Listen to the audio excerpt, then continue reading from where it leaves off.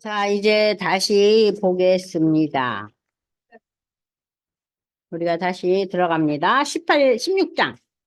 진노의 일곱 대접재앙. 마지막 최후의 재앙 일곱 대접재앙은, 이 대접이 제가 아까 호리병이라 그랬잖아요. 이게 진노의 대접이에요. 진노의 대접. 응? 이전보다 더 강한 재앙이라는 거예요. 자, 지금까지는 첫 번째 이는 땅의 4분의 1에 해당하는 항폐가 왔죠. 두 번째, 천사들의 나팔을 통해서 이루어진 이 땅에 온 여러 가지 재앙은 뭐 바다와 강과 여러 가지 천체지변에서 3분의 1에 해당하는 지역과 사람들이 죽음을 당하거나 황폐를 겪었잖아요. 근데 이 마지막 일곱 대접장은 지구 전역에, 지구촌 전역에, 우주 전체에 이제 펼쳐지면서 지금 우리가 보고 듣고 겪고 다니는 이 지구상의 모든 것은 어떻게 된다고요? 다 사라져요. 다 사라져요. 그러니까 여러분들이 너무 이 땅의 그 것들에 대해서 집착할 이유가 없어요. 다 이것들은 어떻게 돼요? 노아의 방주 때 방주에 들어간 동물과 노아의 식구들만 남죠. 그리고 그 시대의 모든 것들은 어떻게 돼요? 물에 다 가라앉았잖아요. 그죠? 그렇게 된다는 거예요. 이제 그러니까 뭐, 땅과 바다와 강과 이 모든 것이 다 어떻게 변해요? 새하늘과 새 땅으로 변한다는 거예요. 자, 첫 대접을 땅에 쏟으니 무슨 일이 일어납니까, 지금? 첫 대접을 쏟으니까. 응? 짐승의 표를 받은 사람들, 그 666 사인이 있는 사람들은 종기가 났대요. 독한 종기. 근데 이게 악하고 독한 종기래요. 종기 난 적이 있죠? 빨갛게 열받아가지고 그게 골마 터지면서 얼마나 아파요? 독한 종기가. 둘째 대접은 바다의 모든 살아있는 것이 죽네. 아이고, 이건 엄청 무섭죠? 자, 처음은 사람에게 이렇게 독한 종기가 막 일어나고, 두 번째는 바다 생물이 죽고, 셋째 대접은 강이나 물, 그러니까 민물이죠? 바다가 아닌 물. 물에 피가 스며들면서 피가 돼버려요. 여러분들 그 나일강이 그 피로 물드는 거 그 영화에서 보셔서 알잖아요. 그러면 일단 그 나일강은 아무도 먹을 수 없고 모든 그 고기들은 다 죽잖아요. 피를 먹을 수 없으니까. 강과 물 모든 민물이 피가 돼버려요.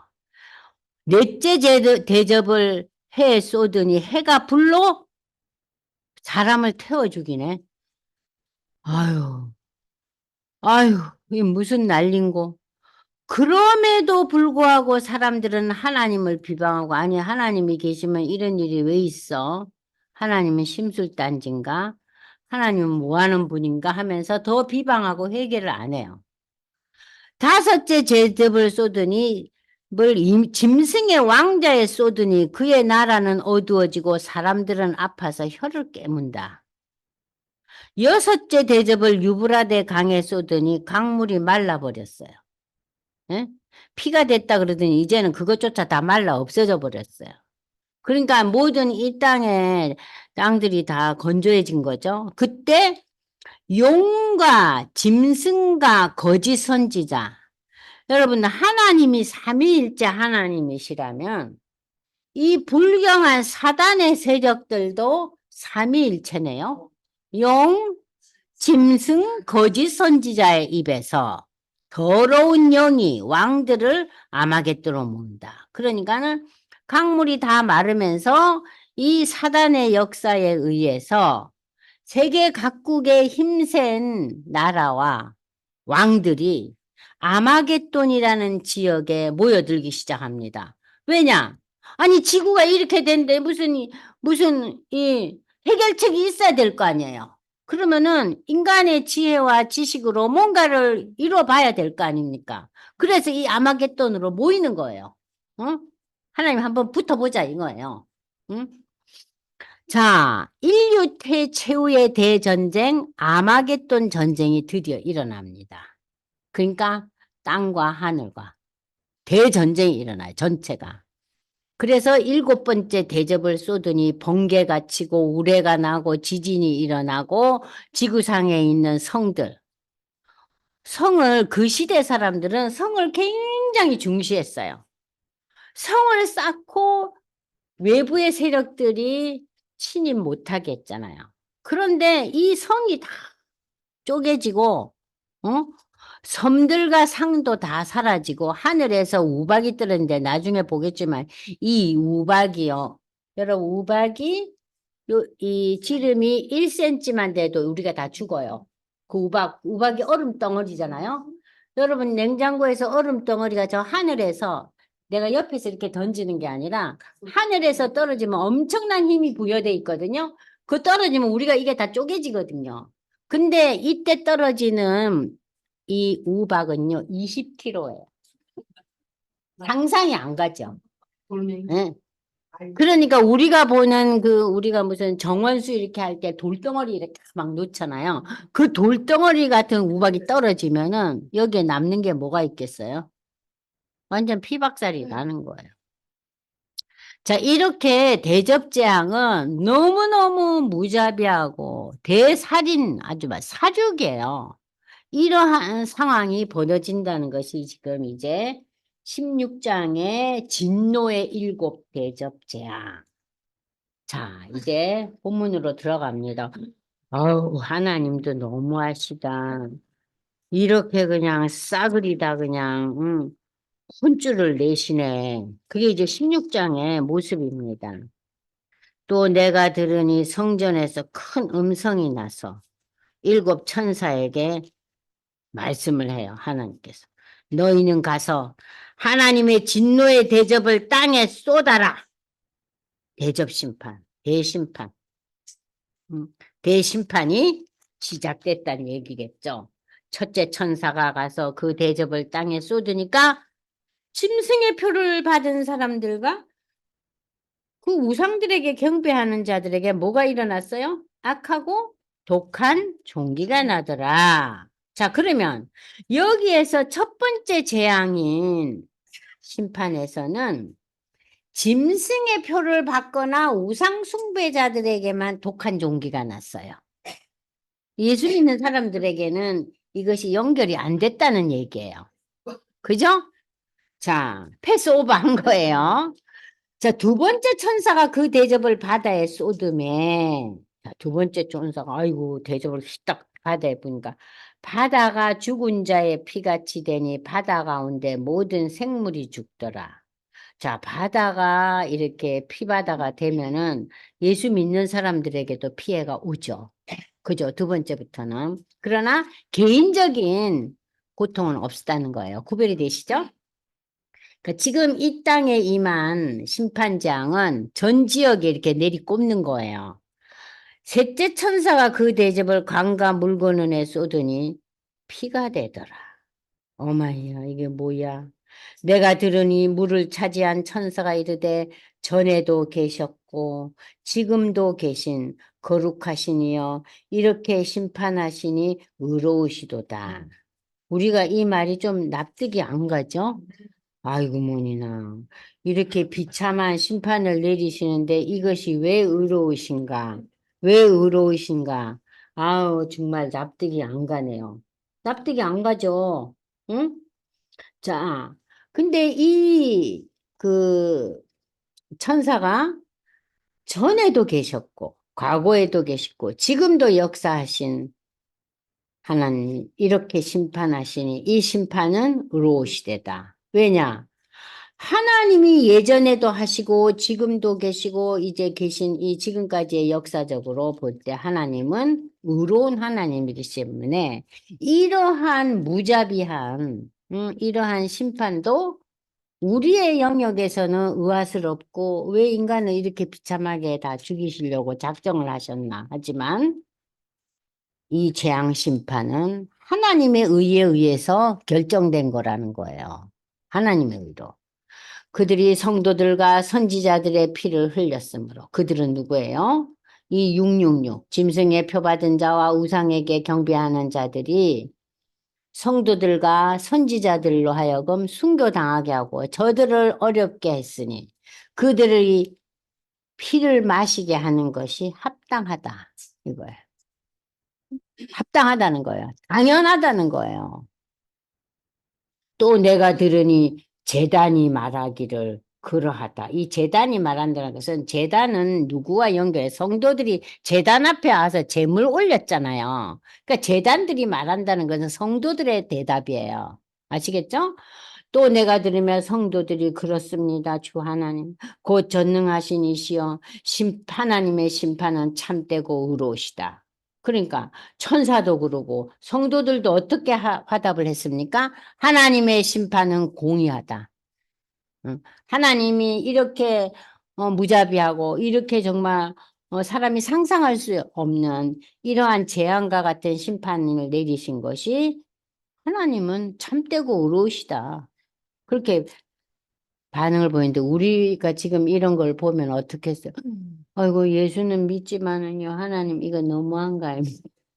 우리 그러겠죠?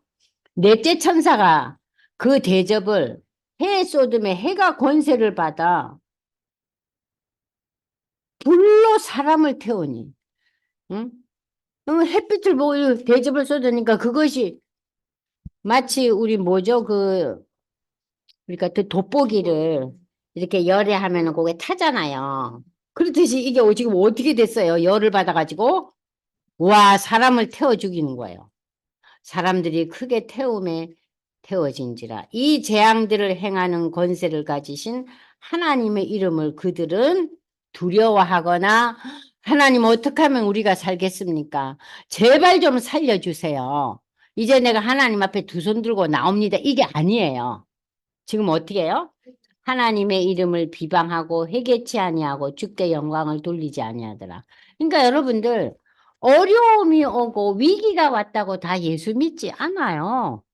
그잖아요. 어려움과 위기와 환란이 예수를 믿는 도구의 역할을 하지만 또 많은 사람들은 그럼에도 불구하고 어때요? 외면하고 거부해요. 외면하고 거부하니까 지금 뭐라 그래요? 비방하고 회개치 아니하고 하나님께 영광을 돌리지 아니하더라. 제가 영광의 메시지에 대한 설명 한번 읊조려 보세요. 하나님께 영광 돌린다 할 때 첫째가 뭐라 그랬어요? 하나님이 최고야. 하나님 위에 사람은 없어. 하나님이 최고야. 그 다음에 뭐예요? 하나님께 감사하는 거라고 했잖아요. 그죠? 하나님께 감사하는 거. 그러니까 우리가 하나님께 영광을 돌린다는 것은 하나님이 최고의 신이라는 거. 하나님이 최고라는 거. 그 다음에 하나님께 감사하는 거.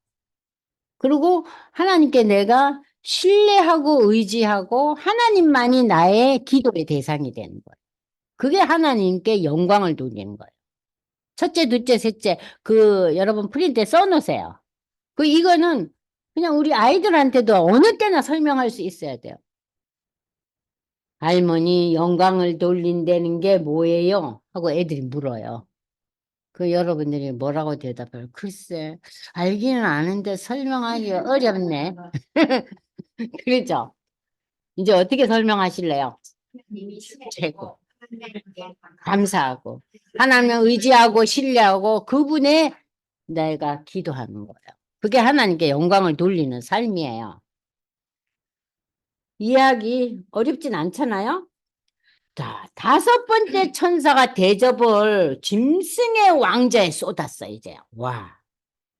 그 나라가, 짐승의 나라가, 그러니까는 사단의 역사가 어두워지며 사람들이 아파서 자기 혀를 깨물고, 너무 아프면요, 자기 혀를 자기 자신이 깨무는지 모르잖아요.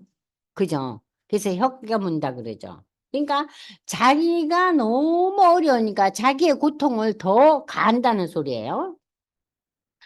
아픈 것과 종기로 말미암아 하늘의 하나님을 비방하고 또다시 그들은 어때요? 회개하지 아니하더라. 아주 정말 회개하지 않는 태도에 대해서 성실하네요. 그죠? 야, 이렇게 사람이 성실해요. 회개하지 않음에 대해서. 응? 또 여섯째 천사가 그 심판의 그 금대접을 큰 강 유브라에 쏟음에 강물이 말라서 동방에서 오는 왕들의 길이 예배였더라. 자, 유브라데라는 것은 여러분들 여기 프린트에 보시면은 아시겠지만은 마지막 때 종말에 사단의 세력이 하나님의 백성들과 최후의 일진을 벌이기 위해서 모이는 집결지, 장소를 상징하는데 이 유브라데가 오늘날 우리가 지금 여러 가지 뭐 물론 이제 러시아와 그 루마니아와 뭐 여러 가지 그 세계 곳곳에 아직까지도 전쟁이 일어나고 있지만 가장 지금 힘든 전쟁이 뭐예요? 이스라엘과 중동이잖아요. 그 이 유브라데스 강이 중동에 그 관통하고 있잖아요. 그러니까 이 유브레다라는 이 지명은 중동 지역에서 아마 이러한 그 파워, 세상의 파워를 가진 왕들이 하나가 되고 그리고 하나님의 백성들과 대일전이 벌어질 거다는 그런 소리예요. 자, 그 다음 보겠습니다. 그들이 이제 이 강물이 말라서 길이 오기가 너무 쉽잖아요. 강이 다 없어져 버리니까. 그냥 완전히 그냥 하이웨이 달리듯이 모여드는 거예요. 세상의 권력자들이. 응? 사단의 힘을 빌려가지고 한데 모여요. 자, 또 내가 봄에 개구리 같은 새 들어온 영이 뭐예요? 삼위일체라 그랬죠? 제가 아까.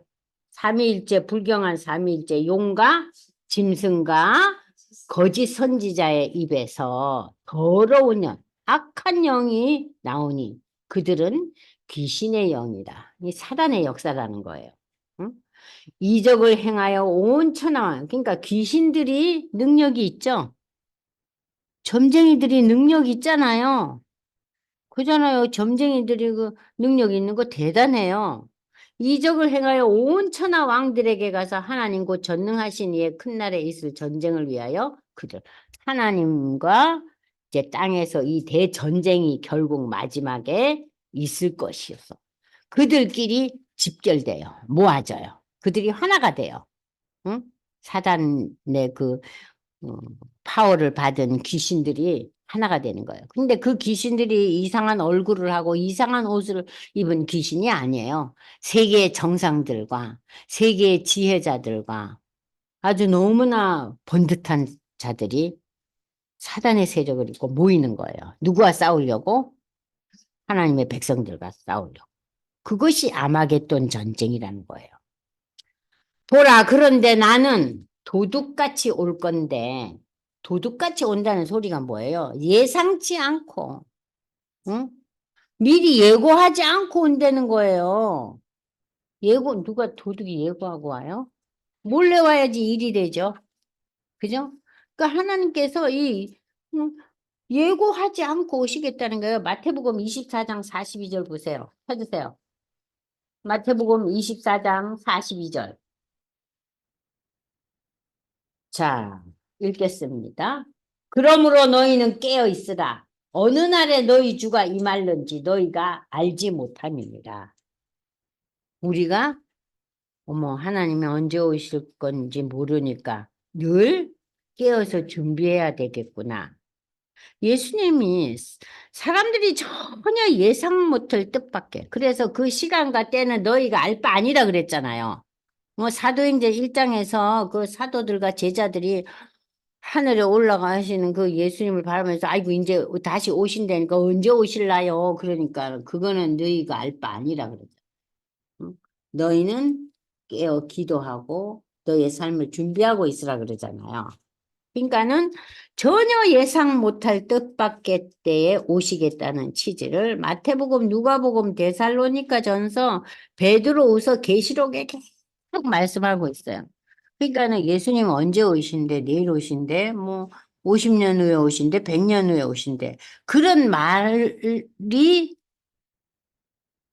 시작돼서는 안 돼요. 왜냐하면은 예상 밖, 도둑같이 오시니까. 우리가 할 일은 뭐예요? 언제 오세요? 물을 게 아니라 매일 깨어서, 응? 도둑처럼 오신다니까 준비할 일인데, 지가 깨어서 준비할 일은 안 하고, 공부 못하는 애들이 그러죠. 공부는 안 하고 무슨 문제가 중요하대? 응. 뭐가 시험에 나온대 그러죠? 그잖아요. 응? 공부 잘하는 애들은 그런 소리 안 해요. 그냥 꾸준히 해요. 그잖아요. 저는 뭐가 시험에 나온대 그것도 관심 안 가졌어요. 그냥 엉뚱한 배짱이 있는 거예요. 뭐 나오겠지 뭐. 나오겠지. 그것 때문에 왜 그렇게 막 마음이 힘들고 왜 괴로워? 그러니까 저는 학교 다닐 때 애들이요, 저를 참 이상하게 여겼을 거예요. 쟤는 뭐야? 그리고 저는 특별히 그렇게 공부를 아주 잘하는 애도 부러워 안 했어요. 뭐가 부러워? 지는 그 분야에 마음이 꽂혀서 잘하나 보지. 나는 마음이 없어서 안 하니까 난 나대로 의미가 있는 거예요.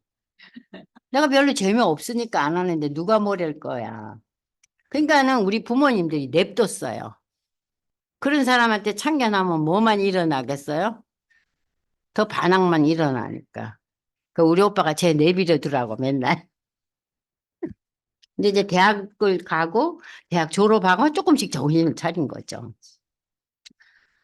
자, 그 다음에 이제 또 여러분들 다시 보겠습니다. 자, 그들은 귀신의 영, 사단의 역사고 온 천하 왕들에 가서 하나님 곧 전능하신 이의 큰 날에 있을 전쟁을 위해서 이 모인다는 아마겟돈에. 보라 내가 도둑처럼 오는데 누구든지 깨어 자기 옷을 지켜 벌거벗고 다니지 않. 자기 옷을 지켜라는 것은 뭐예요? 우리 믿음의 사람들이 입는 옷이 흰 옷이잖아요. 그죠? 죄의 옷을 버리고 의의 옷을 입죠. 그게 흰 옷이잖아요. 의의 옷을 입고 지켜서 자기의 부끄러움을 예수의 피로 가려졌잖아요. 우리는. 부끄러움 당하지 않잖아요. 그런 자는 복이 있도다. 그런 자는 복이 있다는 거예요. 그 우리가 너무 그 우울증이라든지 또는 이렇게 절망에 빠져 있는 그런 사람들이 자기의 수치와 그 부끄러움과 남한테 얘기할 수 없는 거기에 빠지면 사람이 어떻게 돼요? 관계가 단절되고 또 혼자 있잖아요. 자꾸만.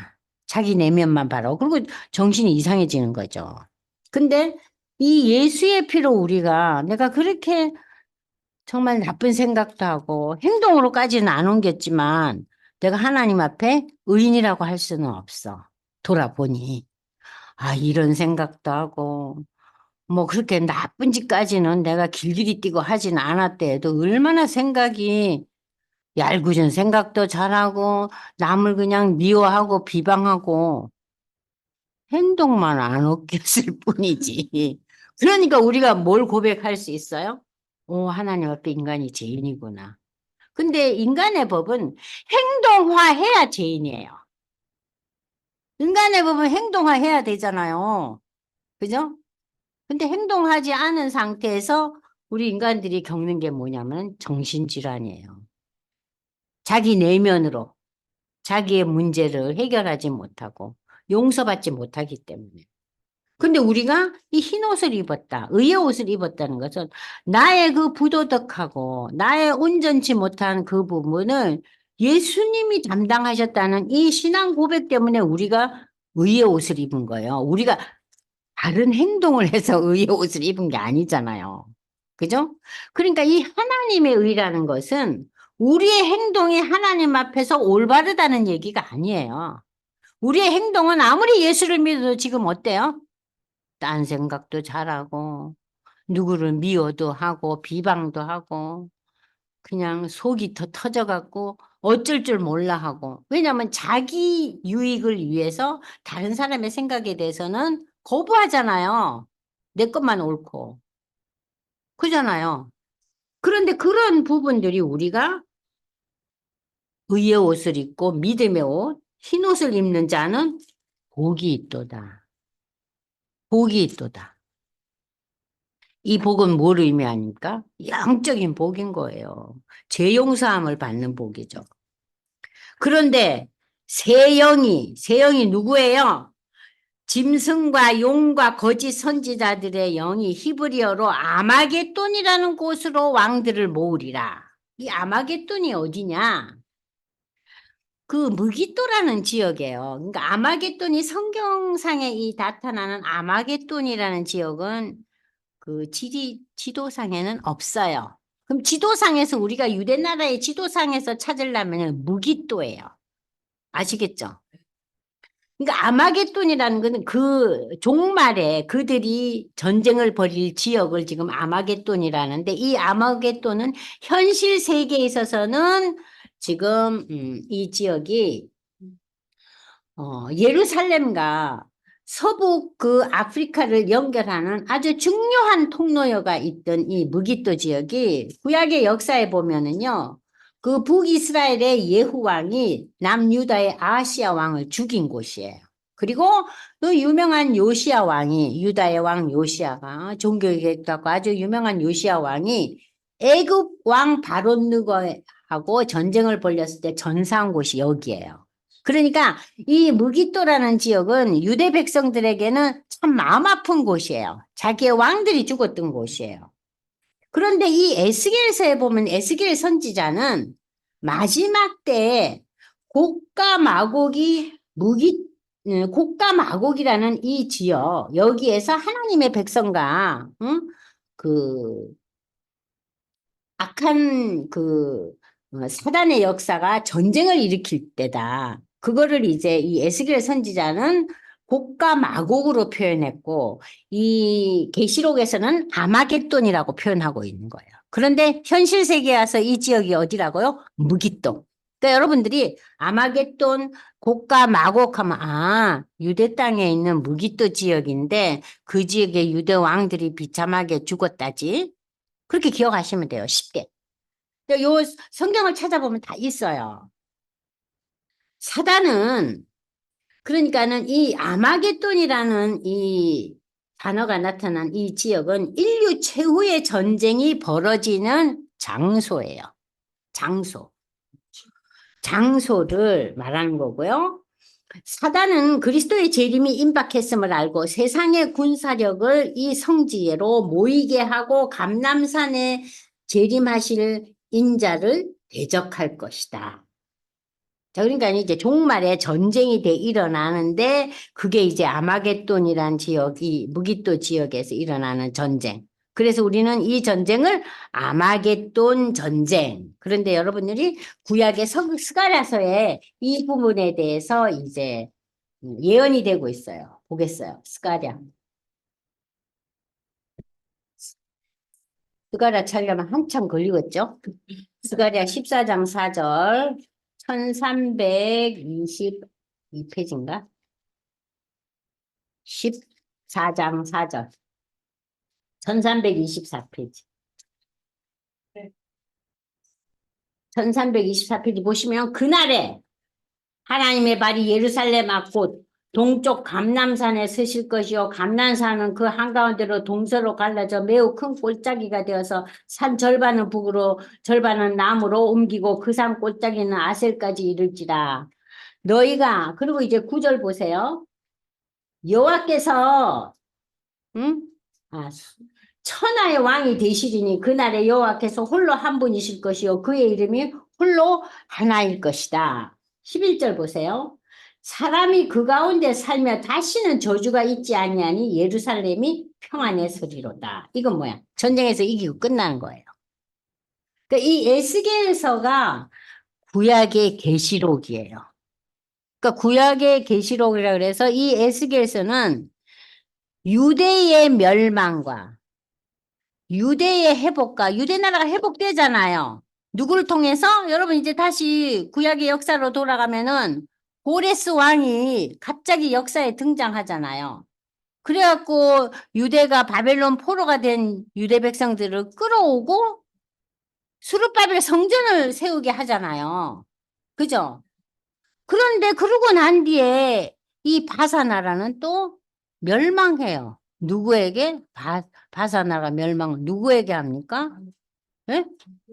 그리스, 헬라에게 멸망하는 거예요. 그죠? 근데 이 헬라가 이 유대 땅에 들어와가지고 성전에 피를 뿌리고 돼지 피를 뿌리고 성전을 완전히 그야말로 건물을 회파시키는 게 아니라 성전 제사를 회파시킨 거예요. 그런 역사적인 기록이 있잖아요. 그리고 이제 헬라가 멸망하고 로마가 들어서잖아요. 응? 근데 로마 시대 때 예수님이 오시잖아요. 그 예수님을 로마가 예수님을 죽이신 거는 아니지만 예수님이 로마의 상황 속에서 예수님 돌아가시잖아요. 유대인들의 그 반발로. 그죠? 그러고 난 뒤에 이제 이 로마가 어떻게 돼요? 기독교 국가가 되잖아요. 그러니까 여러분들 역사의 흐름을 보면은 아까 제가 역사가 예수로 시작해서 예수가 이 땅에 오시고 예수가 재림하는데 우리가 지금 예수의 초림과 재림 사이에 우리가 살고 있잖아요.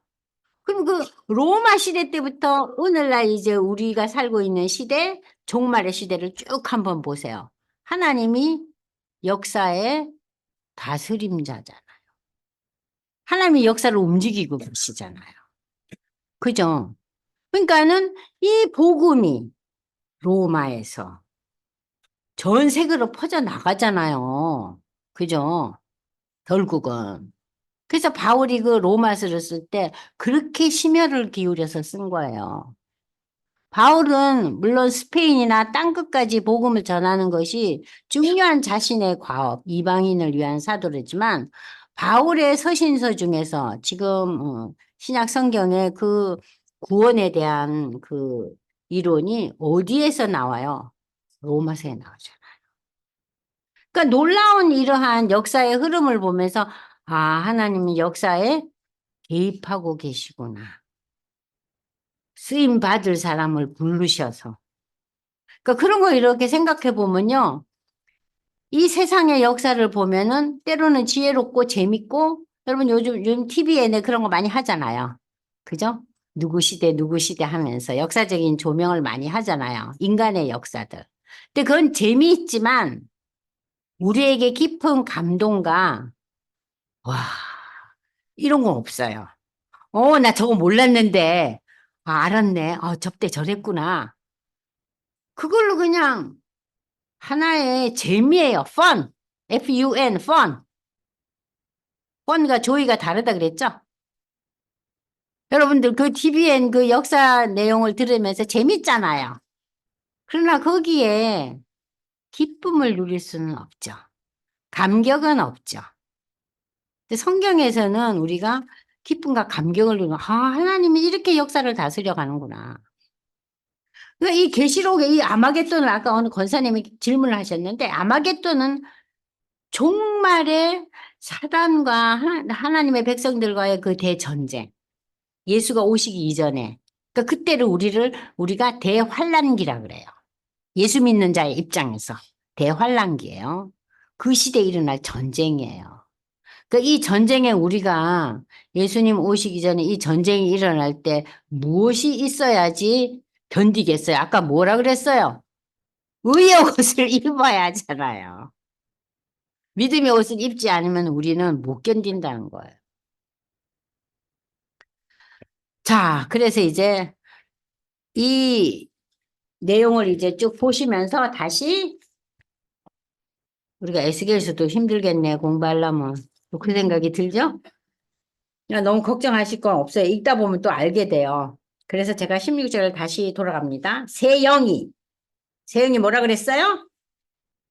용, 짐승, 거짓 선지자가 모여서 삼위일체가 돼서 아마겟돈이라 하는 곳으로 왕들을 모으고 세상의 지혜와 세상의 능력과 권력을 가진 자들을 모아가지고 일곱째 천사가 그 대접을 공중에, 이게 공중이라는 단어가 나와요. 여러분 에베소 2장에 보면 공중에 권세 잡은 자라는 표현이 나오죠. 기억나시죠? 공중에 권세 잡은 자. 에베소 2장 1절에 나옵니다. 이 공중이라는 것은요. 세상을 얘기하는 거예요. 공중. 제가 그때 그 하늘 얘기할 때 스카이라 그랬죠. 하나님의 나라는 헤븐이지 스카이가 아니에요. 스카이는 우리 눈에 보이는 물질의 세계예요. 자, 공중의 세상 권력 앞에 쏟음에 큰 음성이 성전에서 보좌로부터 나서 이르되 보좌에서 음성이 들리는 거예요. 되었대요. 이제 다 됐네. 그런 거예요.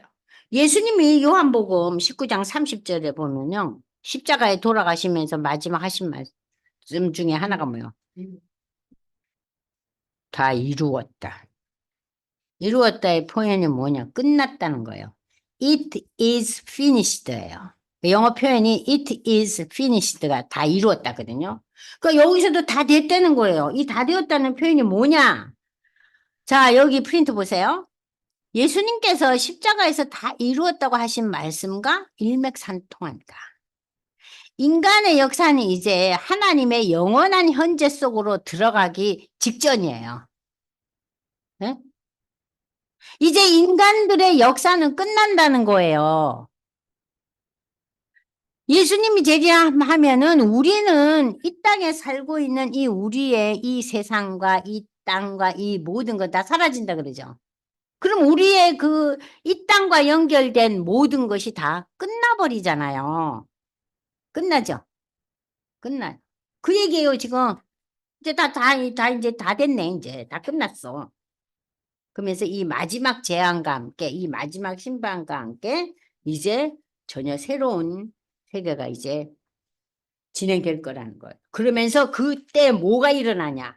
번개와 음성들과 우레소리가 나고, 큰 지진이 나고, 얼마나 그 소리가 큰지 사람이 땅에서 온 이래와 같이 큰 지진이 없었더라.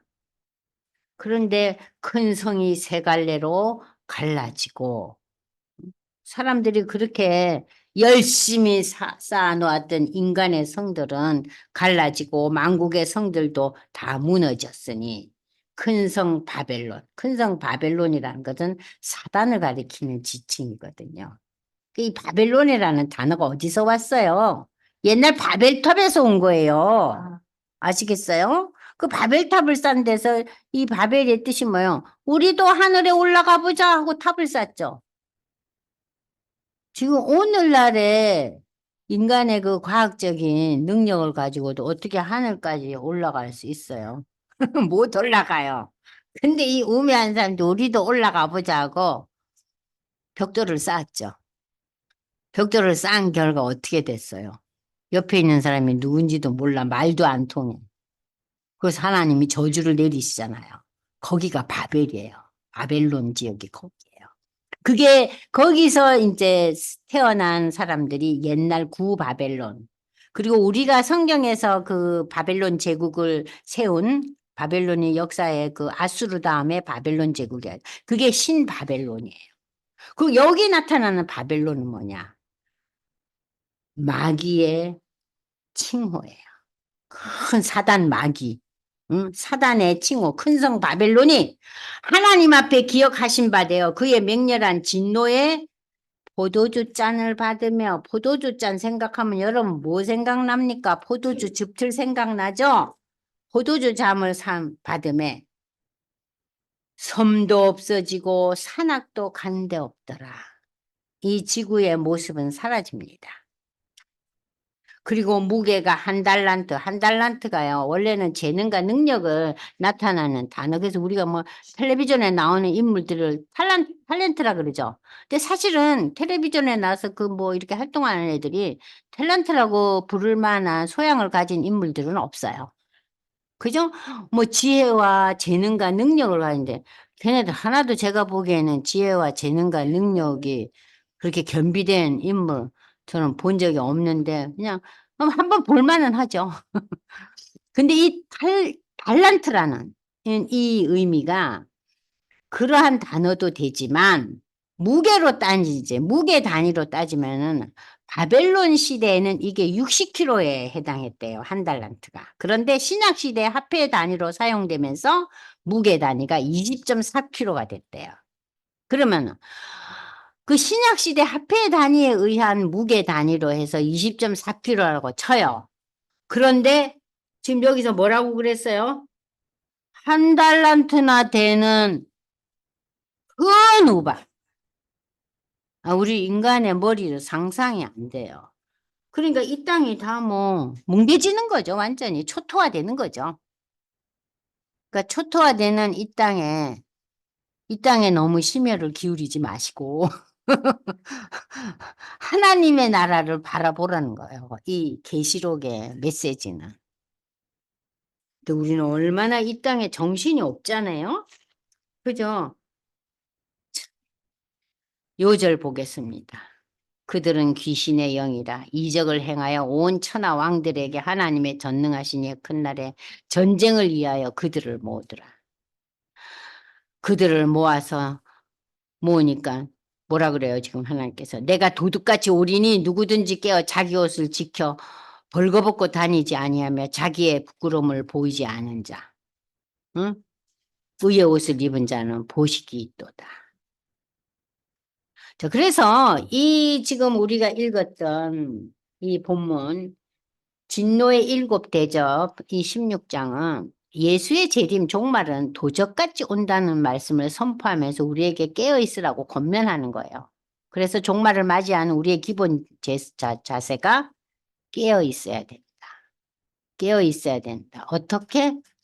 이 세상이 다가 아니라는 거. 우리는 이 세상의 가치 기준이 다잖아요. 그 가치 기준에 부합하는 인생을 살기 위해서 우리가 얼마나 수고하고 노력해요. 그걸 부정하라는 얘기는 아니에요. 수고하고 노력하지만 거기에 올인해서는 안 된다는 거예요. 그 너머의 영적인 세계, 하나님의 나라에 대해서 우리가 소망을 갖고 있으라는 거예요.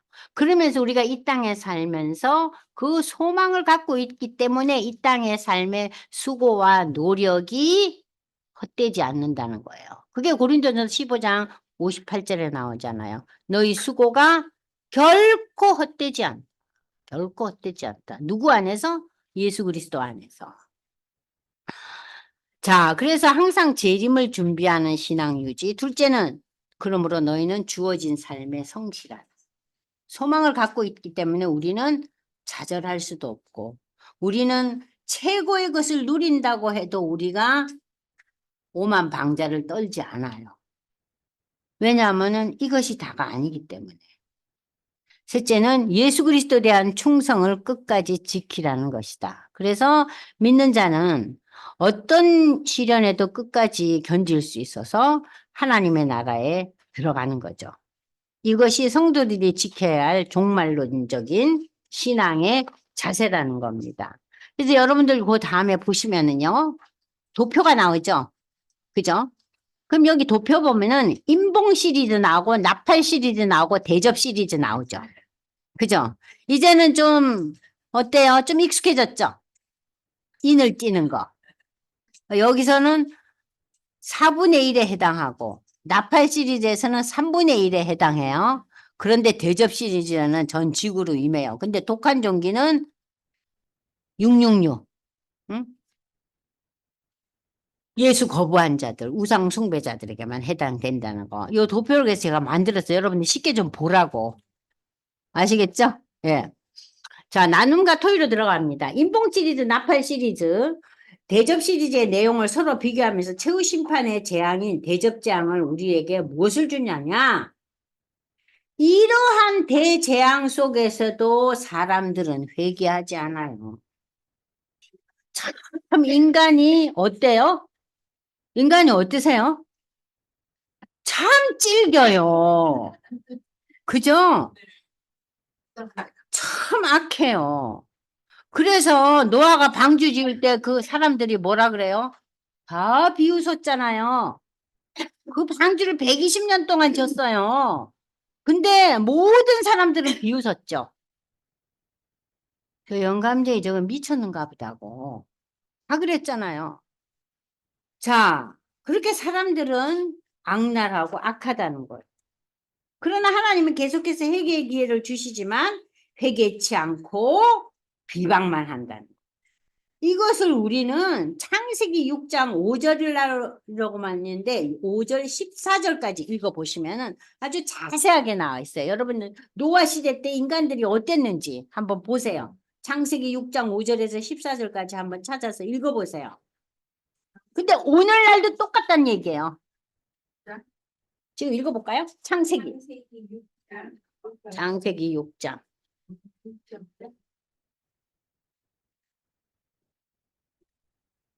시작.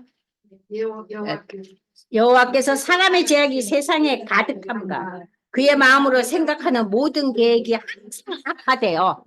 보시고 땅 위에 사람 지으셨으면 하나님은 어떻게 했어요? 한탄을 하시고 근심을 하셨어요.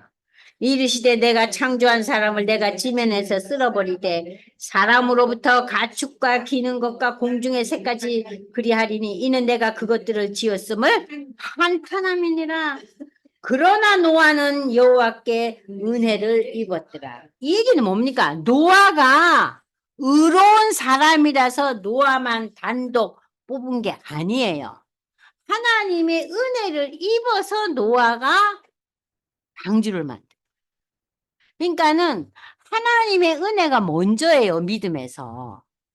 그 믿음이 하나님의 은혜로 우리가 믿음을 갖게 되잖아요. 그래서 은혜로 가진 믿음이 바탕이 돼서 우리의 삶이 변화가 되는 거예요. 그때 행함이 따라오는 거예요. 자, 그러면서 여러분들 이제 구절을 보겠습니다. 노아의 족보를 보니까 노아는 의인이요 당대의 완전한 자라 그는 하나님과 동행하였습니다. 이 구절에 앞에 오는 이 8절의 말씀이 연결되어야만이 이 말이 의미가 있어요.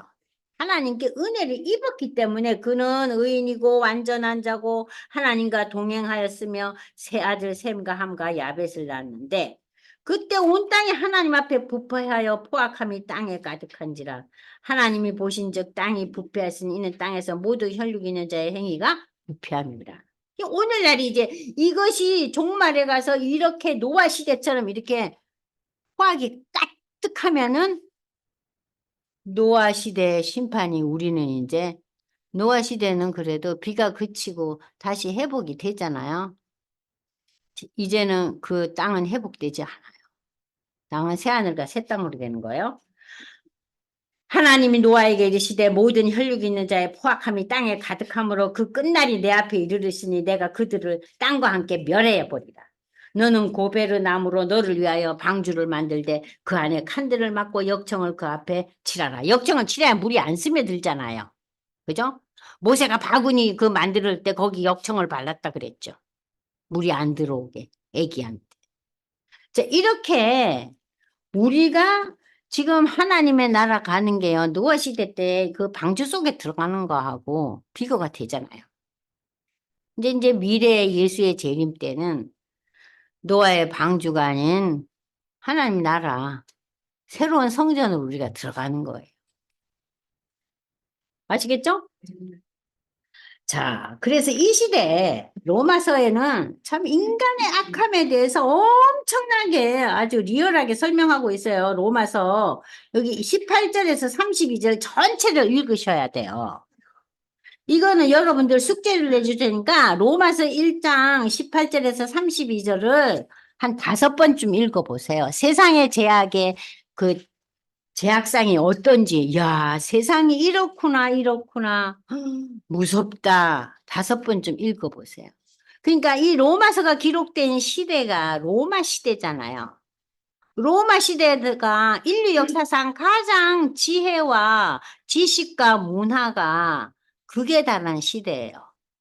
그러한 시대 때 이렇게 악이 대단했어요. 이 로마 시대가. 제가 그때 얘기했잖아요. 여러분 넷플릭스에 로마 제국 한번 보세요. 얼마나 음란하고 얼마나 죄가 많은지. 그래서 저는 그 넷플릭스에서 딴 거 만들지 말고 로마 제국 그 1대 왕부터 마지막까지 그냥 시리즈로 다 만들면 싶더라고요. 그러니까 그 유명한 왕들 얘기만 이렇게 뽑아서 했더라고요. 그 죄악에 대한 내용이 로마서 1장 18절에서 32절에 아주 자세하게 나와 있어요. 그 부도덕함, 비윤리적인. 거기에 이제 그 동성애가 맨 마지막에 나와요. 동성애. 동성애 또 나옵니다. 자, 이제 2번째 질문입니다. 예수의 재림은 도적같이 임한다. 느닷없이 예고 없이 온다 그랬죠? 그래서 우리 종말을 준비하는 사람들이 깨어라 그러는 거예요. 깨어라. 깨어 있거라. 응? 깨어 있거라. 그래서 이제 여러분들 제가 여기도 숙제를 내드릴게요.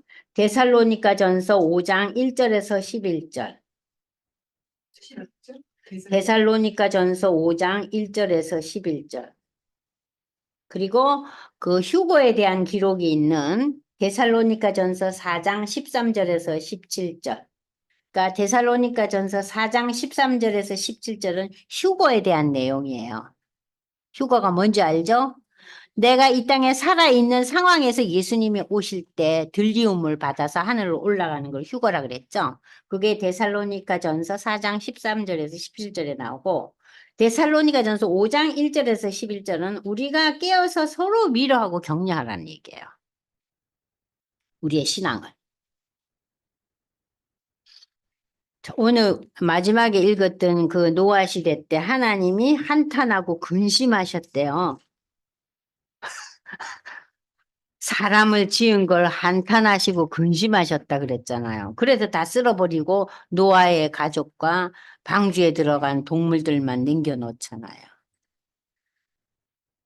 데살로니가 숙제가 데살로니가전서 4장 5장 읽고요. 로마서 1장 후반부 읽으시면 돼요. 절절히 다 외우기 귀찮으면 그냥 데살로니가전서 4장 5장 다 읽으세요. 네, 다 읽으시면 좋아요. 근데 이제 제가 얘기한 게 그 집약되어 있는 거고 로마서 1장도 로마서 1장이 로마서의 전체적인 내용이에요. 1장 쭉 한번 한 몇 번 읽어보세요. 로마서 전체를 읽으라고.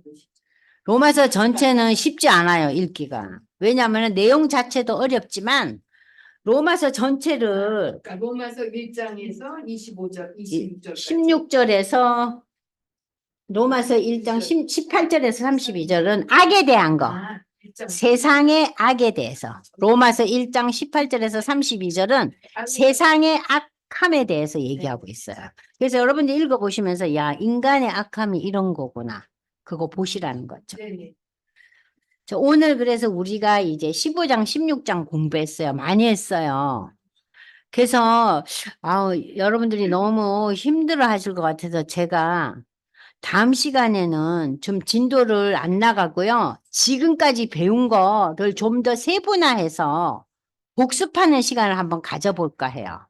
그냥 처음에 한 10분, 20분 이렇게 리뷰하지 않고 조금 더 상세하게 지금 1장에서 16장까지를 전체적으로 리뷰하겠어요.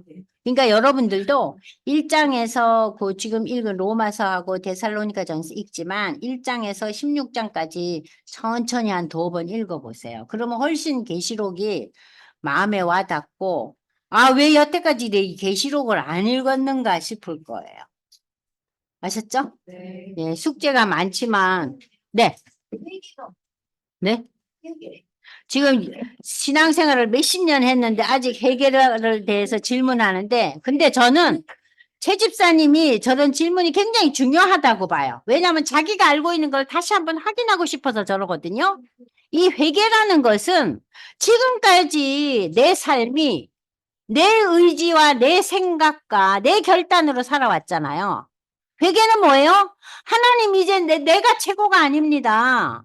내 생각이 제일이 아닙니다. 내 위에 계신 하나님이 계십니다. 내가 하나님 앞에 죄인이지요. 그리고 하나님을 올리고 나를 내리는 게 회개예요. 아시겠어요? 하나님이 최고고 나는 밑에 있는데 내가 최고인 양 내 맘대로 사는 거예요. 하나님이 최고고 하나님이 창조주시고 우리를 죄에서 구원하신 분인데 나는 내 생각과 의지와 내 결정대로 내 나름의 도덕 윤리를 가지고 내 아성을 쌓고 싸운 거죠. 그렇죠? 그것을 그 상황에서 터닝하는 거예요. 거기서 돌아오는 거예요. 어디로? 하나님께로. 터닝하는 거예요. 그러니까 회개는 내 중심에서 하나님 중심으로 터닝하는 거예요. 아시겠죠? 그게 회개예요. 회개 뭐 눈물 콧물을 흘리고 뭐 아이고 그게 회개. 물론 그렇게 회개하는 분도 있어요. 그러나 그것이 회개 전체가 아니라 나를 주장하던 삶에서 내가 얼마나 연약하고 내가 얼마나 죄의 근성으로 쌓여있는 존재인가를 깨닫고 하나님 나를 도와주세요. 그러니까는 오만한 사람은 절대 도움을 요청 안 합니다. 내가 할 수 있지. 해보면 안 될 게 어딨어. 그게 오만한데 그거 가장 하나님 싫어하시죠. 그죠? 이제 이해되셨어요, 최 집사님? 네. 기도하겠습니다. 하나님 아버지, 오늘 저희는 계시록 15장, 16장을 공부하고 또 이렇게 깨어 있으라는 말씀 앞에 우리를 돌아봅니다. 하나님, 이 회개라는 이 단어를 우리 집사님께서 다시 한번 우리에게 도전하게 하심을 감사합니다. 이 회개의 의미는 우리가 살아있는 동안 끊임없이 반복되어야 할 것이지만 하나님 이 회개를 통해서 더욱더 하나님과 더 관계가 깊어지고 하나님 안에서 더 평안과 기쁨을 누리는 우리 모두에게 은혜를 베풀어 주시옵소서. 오늘도 우리에게 귀한 말씀으로 다가오신 하나님을 찬양하며 예수님의 이름으로 기도드리옵나이다. 아멘.